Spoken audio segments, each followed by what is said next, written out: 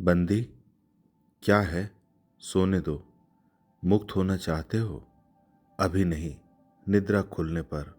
चुप रहो, फिर अवसर न मिलेगा। बड़ा शीत है, कहीं से कंबल डालकर कोई शीत से मुक्त करता। आंधी की संभावना है, यही एक अवसर है। आज मेरे बंधन शिथिल है। तो क्या तुम भी बंदी हो? हाँ, धीरे बोलो। इस नाव पर केवल 10 नाविक और प्रहरी हैं। शस्त्र मिलेगा? मिल जाएगा। पोत से संबद्ध रज्जू काट सकोगे? हाँ। समुद्र में हिलोरें उठने लगी। दोनों बंदी आपस में टकराने लगे। पहले बंदी ने अपने को स्वतंत्र कर लिया, दूसरे का बंधन खोलने का प्रयत्न करने लगा। लहरों के धक्के एक दूसरे को स्पर्श से पुलकित कर रहे थे। मुक्ति की आशा, स्नेह का असंभावित आलिंगन। दोनों ही अंधकार में मुक्त हो गए। दूसरे बंदी ने हर्षातिरेक से उसको गले से लगा लिया। सहसा उस बंदी ने कहा, ये क्या, तुम स्त्री हो? क्या स्त्री होना कोई पाप है? अपनी को अलग करते हुए स्त्री ने कहा, शस्त्र कहाँ है? तुम्हारा नाम? चंपा। तारक खचित नीलंबर और समुद्र के अवकाश में पवन ऊधम मचा रहा था। अंधकार से मिलकर पवन दुष्ट हो रहा था। समुद्र में आंदोलन था। नौका लहरों में विकल थी। स्त्री सतर्कता से लुढ़कने लगी। एक मतवाले नाविक के शरीर से टकराती हुई सावधानी से उसका कृपाण निकालकर फिर लुढ़कते हुए बंदी के समीप पहुंच गई। सहसा पोत से पथ प्रदर्शक ने चिल्लाकर कहा, आंधी। आपत्ति सूचक तूर्य बजने लगा। सब सावधान होने लगे। बंदी युवक उसी तरह पड़ा रहा। किसी ने रस्सी पकड़ी, कोई पाल खोल रहा था, पर युवक बंदी ढुलक कर उस रज्जू के पास पहुंचा जो पोत से संलग्न थी। तारे ढक गए, तरंगे उद्वेलित हुई, समुद्र गरजने लगा। भीषण आंधी पिशाचिनी के समान नाव को अपने हाथों में लेकर कंदूक क्रीड़ा और अट्टहास करने लगी। एक झटके के साथ ही नाव स्वतंत्र थी। उस संकट में भी दोनों बंदी खिलखिलाकर हंस पड़े। आंधी के हाहाकार में उसे कोई न सुन सका। अनंत जलनिधि में उषा का मधुर आलोक फूट उठा। सुनहली किरणों और लहरों की कोमल सृष्टि मुस्कुराने लगी। सागर शांत था। नाविकों ने देखा, पोत का पता नहीं, बंदी मुक्त हैं। नायक ने कहा, बुद्धगुप्त, तुमको मुक्त किसने किया? कृपाण दिखाकर बुद्धगुप्त ने कहा, इसने। नायक ने कहा, तो फिर तुम्हें फिर बंदी बनाऊंगा। किसके लिए? पोताध्यक्ष मणिभद्र अतल जल में होगा नायक। अब इस नौका का स्वामी मैं हूं। तुम? जलदस्यु बुद्धगुप्त? कदापि नहीं, चौंक कर नायक ने कहा, और वो अपना कृपाण टटोलने लगा। चंपा ने इससे पहले उस पर अधिकार कर लिया था। वो क्रोध से उछल पड़ा। तो तुम द्वंद्व युद्ध के लिए प्रस्तुत हो जाओ। जो विजयी होगा वो स्वामी होगा। इतना कहकर बुद्धगुप्त ने कृपाण देने का संकेत किया। चंपा ने कृपाण नायक के हाथ में दे दिया। भीषण घात प्रतिघात आरंभ हुआ। दोनों कुशल, दोनों त्वरित गति वाले थे। बड़ी निपुणता से बुद्धगुप्त ने अपना कृपाण दांतों से पकड़कर अपने दोनों हाथ स्वतंत्र कर लिए। चंपा भय और विस्मय से देखने लगी। नाविक प्रसन्न हो गए, परंतु बुद्धगुप्त ने लाघव से नायक का कृपाण वाला हाथ पकड़ लिया और विकट हुंकार से दूसरा हाथ कटी में डाल उसे गिरा दिया। दूसरे ही क्षण प्रभात की किरणों में बुद्धगुप्त का विजयी कृपाण उसके हाथों में चमक उठा। नायक की कातर आंखें प्राण भिक्षा मांगने लगी। बुद्धगुप्त ने कहा, बोलो, अब स्वीकार है कि नहीं? मैं अनुचर हूं, वरुण देव की शपथ, मैं विश्वासघात नहीं करूंगा। बुद्धगुप्त ने उसे छोड़ दिया।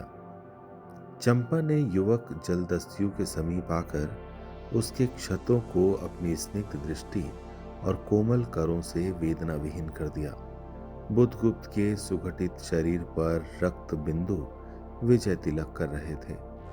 विश्राम लेकर बुद्धगुप्त ने पूछा, हम लोग कहाँ होंगे? बाली द्वीप से बहुत दूर, संभवतः एक नवीन द्वीप के पास, जिसमें अभी हम लोगों का बहुत कम आना जाना होता है। सिंघल के वणिकों का वहां प्राधान्य है। कितने दिनों में हम लोग वहां पहुंचेंगे? अनुकूल पवन मिलने पर 2 दिन में। तब तक के लिए खाद्य का अभाव न होगा। सहसा नायक ने नाविकों को ढांढ लगाने की आज्ञा दी और स्वयं पतवार पकड़कर बैठ गया। बुधगुप्त के पूछने पर उसने कहा, यहाँ एक जलमग्न शैलखंड है, सावधान न रहने से नाव टकराने का भय है। तुम्हें इन लोगों ने बंदी क्यों बनाया? वणिक मणिभद्र की पाप वासना ने। तुम्हारा घर कहाँ है? जाह्नवी के तट पर। चंपा नगरी की एक क्षत्रिय बालिका हूँ। पिता इसी मणिभद्र के यहाँ प्रहरी का काम करते थे। माता का देहावसान हो जाने पर भी मैं पिता के साथ नाव पर ही रहने लगी। 8 बरस से समुद्र ही मेरा घर है। तुम्हारे आक्रमण के समय मेरे पिता ने ही 7 दस्युओं को मारकर जल समाधि ली। 1 मास हुआ मैं इस नील नभ के नीचे नील जल निधि के ऊपर एक भयानक अनंतता में निस्सहाय अनाथ हूँ। मणिभद्र ने मुझसे एक दिन घृणित प्रस्ताव किया। मैंने उसे गालियां सुनाई। उसी दिन से बंदी बना दी गई। चंपा रोष से जल रही थी। मैं भी ताम्रलिप्ति का एक क्षत्रिय हूँ चंपा, परंतु दुर्भाग्य से जलदस्यु बनकर जीवन बिताता हूँ। अब तुम क्या करोगी? मैं अपने अदृष्ट को अनिर्दिष्ट ही रहने दूंगी, वो जहां ले जाए। चंपा की आंखें निस्सीम प्रदेश में निरुद्देश्य थीं। किसी आकांक्षा के लाल डोरे न थे। धवल अपांगों में बालकों के सदृश विश्वास था। हत्या व्यवसायी दस्यु भी उसे देखकर कांप गया। उसके मन में संभ्रमपूर्ण श्रद्धा यौवन की पहली लहरों को जगाने लगी। समुद्र वक्ष पर विलंबमयी राग रंजित संध्या थिरकने लगी। चंपा के असंयत कुंतल उसकी पीठ पर बिखरे थे।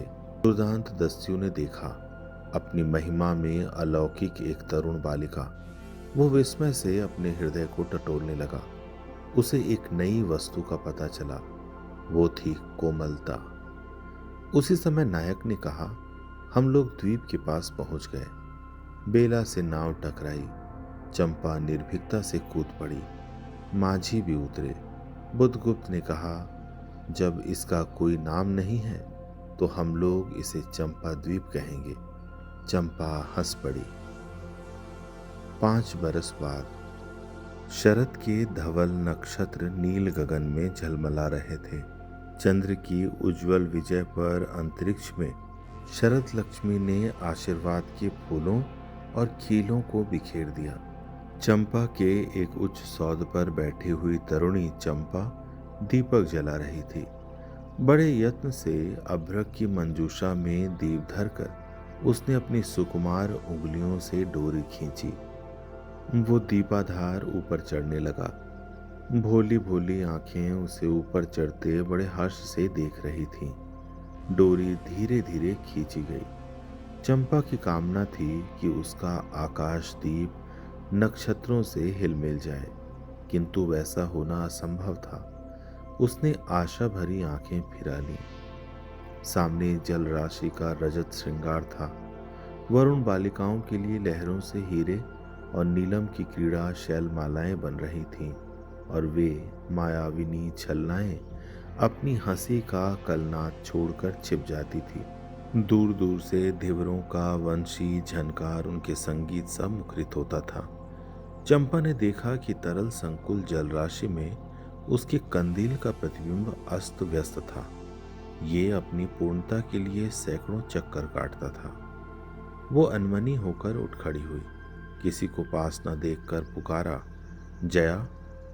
एक श्यामा युवती सामने आकर खड़ी हुई। वो जंगली थी। नील नभोमंडल से मुख में शुद्ध नक्षत्रों की पंक्ति के समान उसके दांत हंसते ही रहते। वो चंपा को रानी कहती। बुधगुप्त की आज्ञा थी। महानाविक कब तक आएंगे? बाहर पूछो तो। चंपा ने कहा। जया चली गई। दुरागत पवन चंपा के अंचल में विश्राम लेना चाहता था। उसके हृदय में गुदगुदी हो रही थी। आज न जाने क्यों वो बेसुध थी। एक दीर्घकाय दृढ़ पुरुष ने उसके पीठ पर हाथ रखकर चमत्कृत कर दिया था। उसने फिर कर कहा, बुधगुप्त, बावली हो क्या?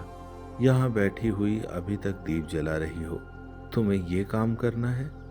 क्षीर निधि शाही अनंत की प्रसन्नता के लिए क्या दासियों से आकाश दीप जलवाऊं? हंसी आती है। तुम किसको दीप जलाकर पद दिखलाना चाहती हो?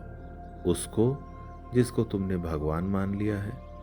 हाँ, वो भी कभी भटकते हैं, भूलते हैं, नहीं तो बुधगुप्त को इतना ऐश्वर्य क्यों देते? तो बुरा क्या हुआ?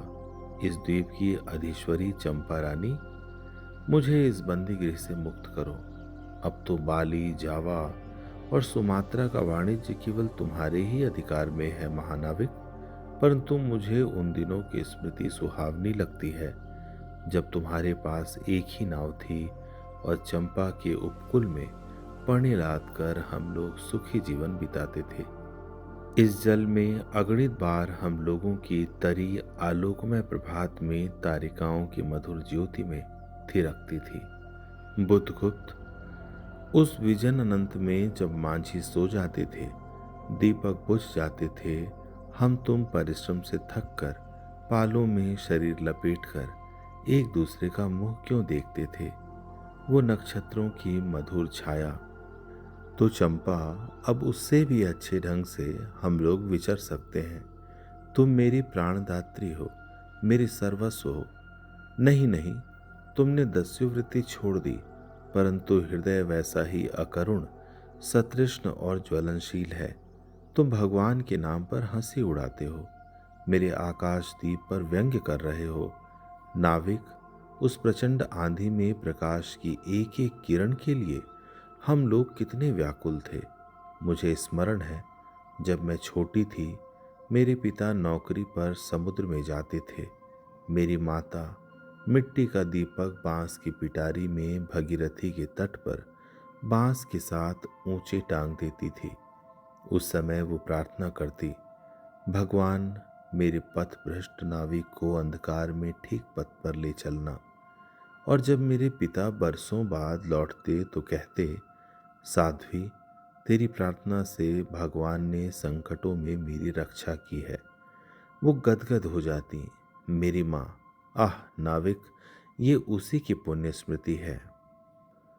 मेरे पिता, वीर पिता की मृत्यु के निष्ठुर कारण जलदस्यु हट जाओ। सहसा चंपा का मुख क्रोध से भीषण होकर रंग बदलने लगा। महानाविक ने कभी ये रूप न देखा था। वो ठठाकर हंस पड़ा।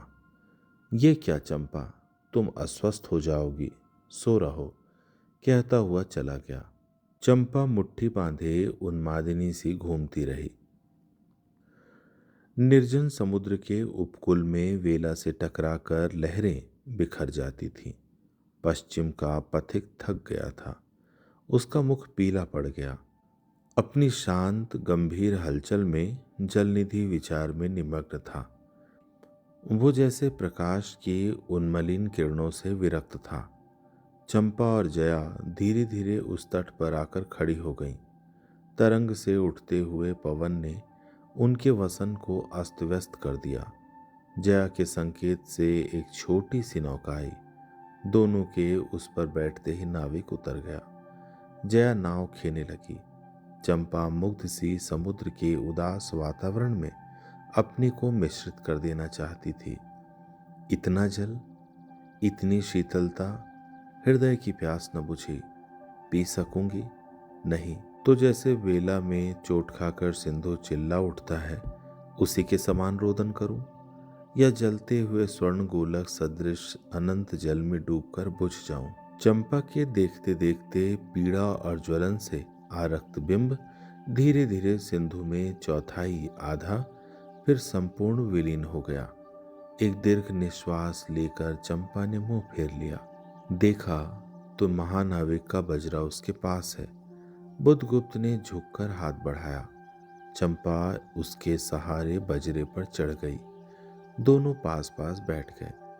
इतनी छोटी नाव पर इतना घूमना ठीक नहीं।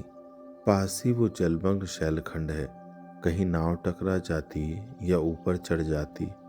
चंपा तो अच्छा होता बुधगुप्त, जल में बंदी होना कठोर प्रचीरों से तो अच्छा है। आह चंपा, तुम कितनी निर्दयी हो। बुधगुप्त को आज्ञा देकर देखो तो वो क्या नहीं कर सकता। जो तुम्हारे नए द्वीप की सृष्टि कर सकता है, नई प्रजा खोज सकता है, नए राज्य बना सकता है, उसकी परीक्षा लेकर देखो तो। कहो चंपा, वो कृपाण से अपना हृदय पिंड निकाल अपने हाथों अतल जल में विसर्जन कर दे। महानाविक जिसके नाम से बाली, जावा और चंपा का आकाश गूंजता था, पवन थर्राता था, घुटनों के बल चंपा के सामने छलछलाती आंखों से बैठा था। सामने शैलमाला की चोटी पर हरियाली में विस्तृत जलदेश में नील पिंगल संध्या, प्रकृति की सहृदय कल्पना, विश्राम की शीतल छाया स्वप्नलोक का सृजन करने लगी। उस मोहिनी के रहस्यपूर्ण नीलजाल का कुहक स्फुट हो उठा। जैसे मदिरा से सारा अंतरिक्ष सिक्त हो गया, सृष्टि नील कमलों में भर उठी। उस सौरभ से पागल चंपा ने बुधगुप्त के दोनों हाथ पकड़ लिए।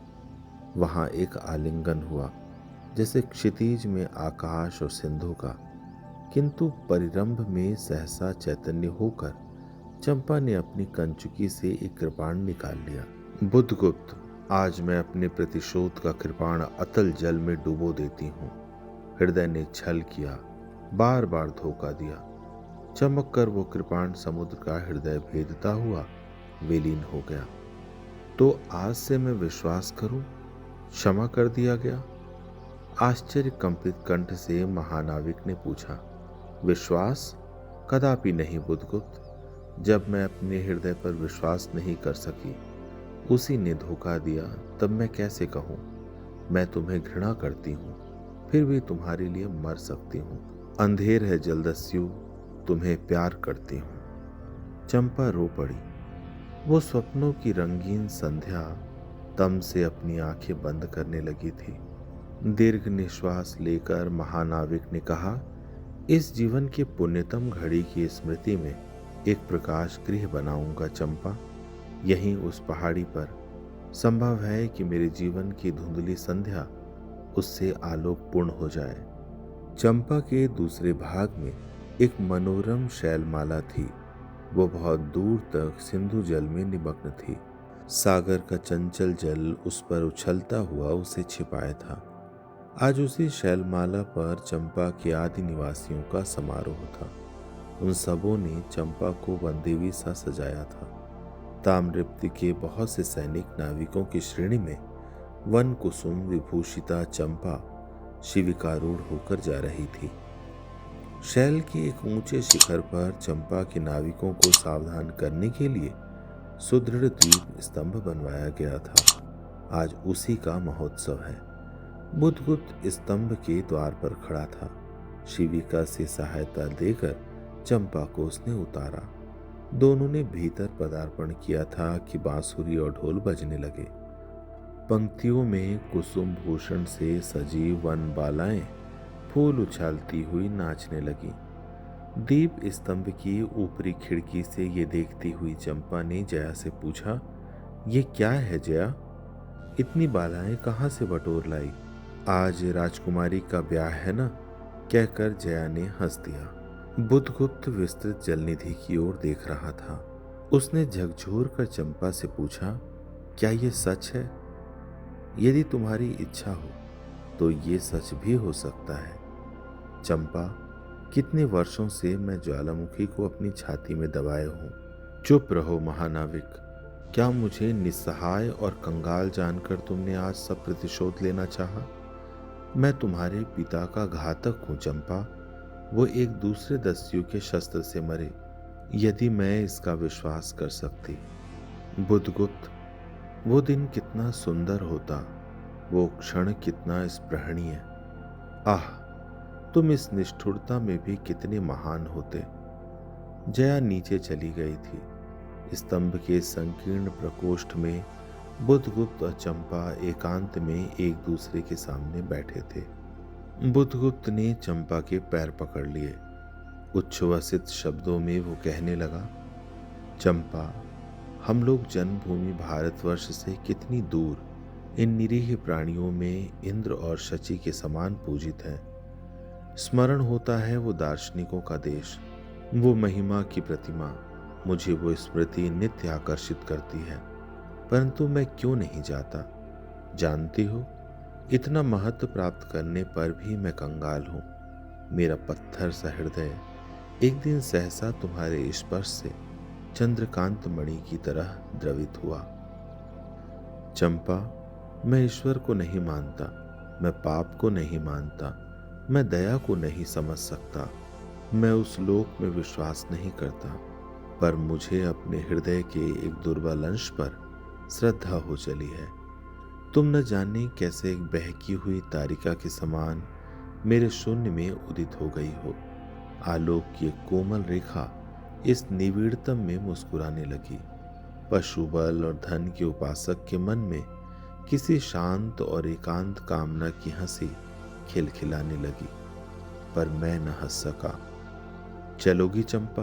पोतवाहिनी पर असंख्य धनराशि लाद कर राजरानी सी जन्मभूमि के अंक में आज हमारा परिणय हो, कल ही हम लोग भारत के लिए प्रस्थान करें।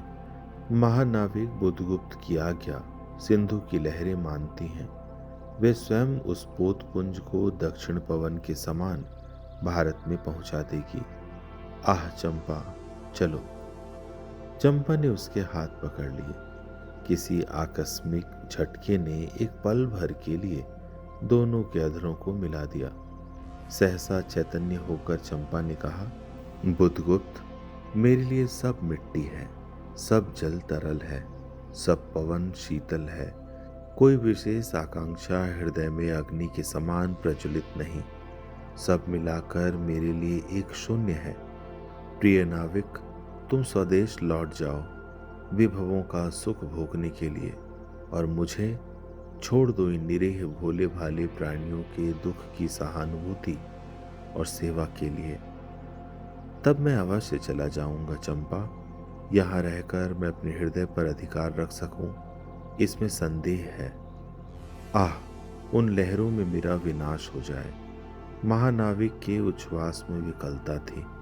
फिर उसने पूछा, तुम अकेली यहाँ क्या करोगी? पहले विचार था कि कभी इस द्वीप स्तंभ पर से आलोक जलाकर अपने पिता की समाधि का इस जल से अन्वेषण करूंगी, किंतु देखती हूँ मुझे भी इसी में जलना होगा, जैसे आकाशदीप। एक दिन स्वर्ण रहस्य के प्रभात में चंपा ने अपने दीप स्तंभ पर से देखा, सामुद्रिक नावों की एक श्रेणी चंपा का उपकूल छोड़कर पश्चिम उत्तर की ओर महाजलव्याल के समान संतरण कर रही है। उसकी आंखों से आंसू बहने लगे। ये कितनी ही शताब्दियों पहले की कथा है। चंपा आजीवन उस दीप स्तंभ में आलोक जलाती रही, किंतु उसके बाद भी बहुत दिन द्वीप निवासी उस माया, ममता और स्नेह सेवा की देवी की समाधि सदृश पूजा करते थे। एक दिन काल के कठोर हाथों ने उसे भी अपनी चंचलता से गिरा दिया। आप सुन रहे थे जयशंकर प्रसाद की लिखी कहानी आकाशदीप।